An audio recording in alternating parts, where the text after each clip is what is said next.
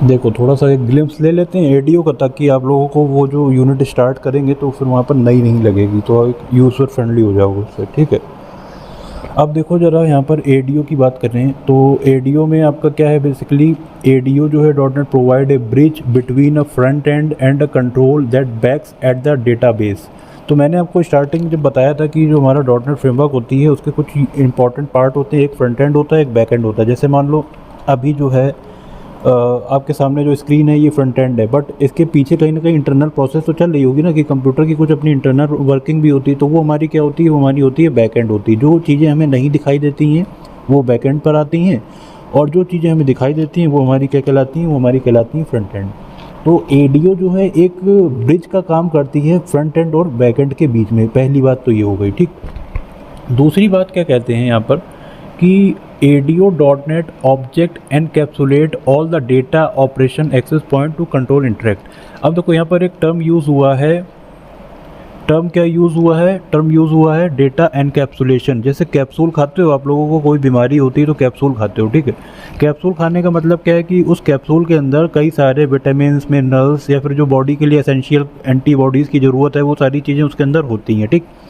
अब जब वो सारी चीज़ें होती हैं तो अगर आपसे कहा जाए कि आपकी बॉडी में ये डिफिशियंसी हो गई है या फिर ये हो गया, तो आप अलग अलग चीज़ें खाओ, तो ऐसा तो करोगे नहीं कि आप इधर जा रहे हो उधर जा रहे हो। आपको क्या करना पड़ेगा, एक नॉर्मल कोई भी उसके लिए जो है आप कोई भी मेडिसिन ले लोगे।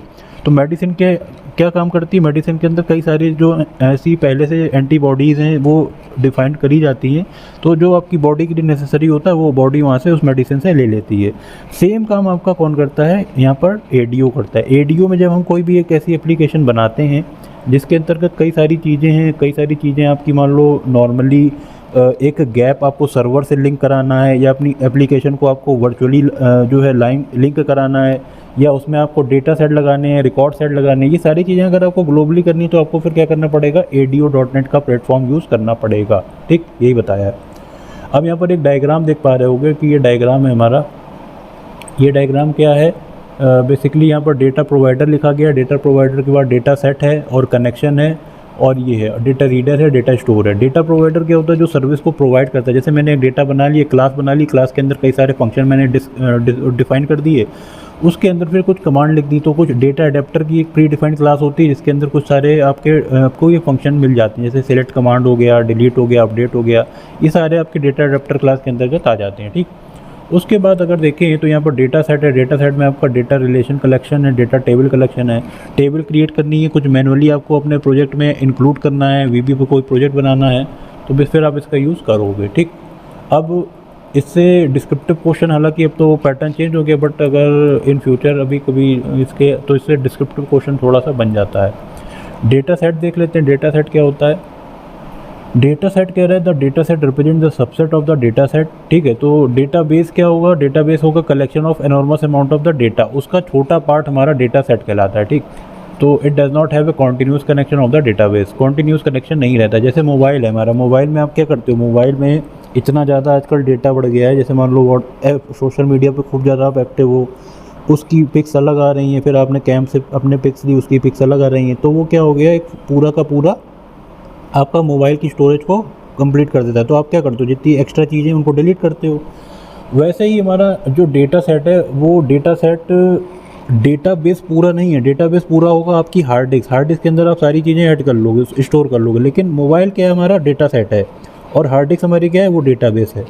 तो हार्ड डिस्क हमारी डेटाबेस है, तो उसके अंदर हमें ज़्यादा चीज़ें स्टोर कर सकते हो। बट जो इंपॉर्टेंट थिंग है, जो आपको जब कोई एप्लीकेशन रन कर रहा है तो मोबाइल ही यूज़ करते हो, वैसे ही हमारा डेटा सेट है। डेटा सेट में जितनी ज़रूरत की चीज़ें होती हैं, जितनी भी कह सकते हो क्लासेस हो गई या डेटा सेट की और अलग फंक्शन हो गए, वो सारी चीज़ें अब डेटा सेट में होती हैं। बट एक पूरा फ्रेमवर्क की बात करें तो फ्रेमवर्क के अंदर क्लासेस हमारी .NET फ्रेमवर्क के अंदर होती हैं, वो हमारा डेटाबेस कहलाता है, ठीक। ये यहाँ पर इसकी बात हो गई। अब आगे बात करते हैं कि हमारा ये जो कुछ प्रॉपर्टीज़ और डिस्क्रिप्शन देख पा रहे हो, जैसे केस सेंसिटिव है तो इसमें डिस्क्रिप्शन में दिया गया indicate whether the string comparison of data tables हैं। केस सेंसिटिव होती है, कोई छोटा बड़ा लिख दो तो वहाँ पर आपको एरर देने लगता है। डेटा सेट नेम है, जहाँ से आपको अगर यूज़ करोगे तो वो काम क्या करेगा, गेट और सेट नेम कर देगा करंट डेटा सेट का। तो ये जब आप एक विजार्ड की हेल्प से करोगे तो ये सारे फंक्शंस जो है आपको वहाँ पर देखने को मिलेंगे, ठीक। इसके बारे में एक जनरल आइडिया होना चाहिए। और जनरल आइडिया क्या है, ये नाम फंक्शन के इसीलिए रखेंगे। अब जैसे कॉपी है, कॉपी का मतलब क्या है, वो कॉपी करना। उसके बाद है आपका जो इक्वल है, इक्वल का मतलब क्या होता है, दो वैल्यू को अगर इक्वल कराना तो इक्वल आप इसका असाइनमेंट ऑपरेटर का यूज़ करते हो। तो ये सारी चीज़ें आपको यहाँ पर फंक्शन इन्होंने प्रोवाइड कराए गए हैं। अब हम बात कर लेते हैं एक और चीज़ है, ये आपकी डेटा क्लास रिप्रेजेंटेशन टेबल है। ये क्या होती है, डेटाबेस में होती है, it the following important properties at the read only except. जैसे मान लो चाइल्ड रिलेशन है, रिटर्न टू द कलेक्शन है, कॉलम्स है, कंस्टेंट है, कुछ ऐसी चीज़ें हैं, कीज़ हैं। आप अपने जब प्रोग्रामिंग करते हो, ये थोड़ी सी एडवांस चीज़ें हो जाती हैं जब आप उसमें जाओगे इंडस्ट्री वगैरह में, तो वहाँ पर आपको डायरेक्ट इन चीज़ों का इम्प्लीमेंटेशन करना पड़ेगा। बट अगर अभी आपके एग्ज़ाम पॉइंट ऑफ व्यू से देखें तो क्या पूछेगा इसमें से, कह देगा एक डेफिनेशन लिख देगा, the data adapter object is the database और डेटा सेट। तो आपको बताना पड़ेगा कि ऑप्शन में कि ये ट्रू है कि फॉल्स है, ठीक। वैसे ही आपका डेटा रीडर ऑब्जेक्ट के बारे में पूछ लेगा कि ये क्या होते हैं इसके बारे में। तो ये बेसिक जो डेफिनेशंस हैं इनको आपको जो है पता होना चाहिए। अब आप यहाँ पर एक चीज़ देख पा रहे हो, देखो ये पूरा का पूरा XML कोडिंग करी गई है। XML कोडिंग है जो आपकी ASP.NET पे चलती है। जब हम इसको आपका जो ASP.NET के प्लेटफॉर्म पर रन कराएंगे तो आपका ये पूरा प्रोग्राम वहाँ पर रन करेगा। यहाँ पर HTML है कि इसका मतलब यही है कि ये सर्वर साइड लैंग्वेज है और आपका जो वेब बेस्ड एप्लीकेशन है आप इसके द्वारा बना सकते हो, ठीक। तो ये पूरा का पूरा प्रोग्राम आपको यहाँ पर दिया गया है और इस तरह से आपको मैंने दिखाया कि ADO में ASP में आप कैसे वर्क करते हो, ठीक है। तो आज की क्लास को यहीं पर हम लोग एंड करते हैं और देखेंगे कुछ और नया इसमें मॉडिफिकेशन या फिर कुछ और आपके लिए बेहतर कर पाएंगे। बाकी किसी का कोई प्रश्न हो तो बताओ।